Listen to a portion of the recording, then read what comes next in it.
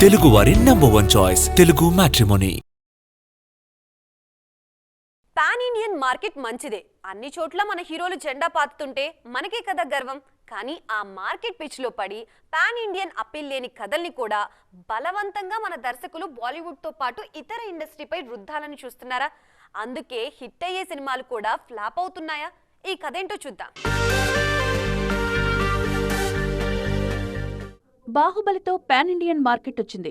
ఈ 10 ఏళ్లలో పుష్ప, RRR, సాహు, కల్కి, సలార్, కార్తికేయ 2, హనుమాన్, మిరాయ్ మాత్రమే హిందీలో సత్తా చూపాయి. బాహుబలి తర్వాత పాన్ ఇండియా సక్సెస్ రేట్ 10% కూడా లేదు. కానీ ప్రతి సినిమా పాన్ ఇండియానే మన దగ్గర.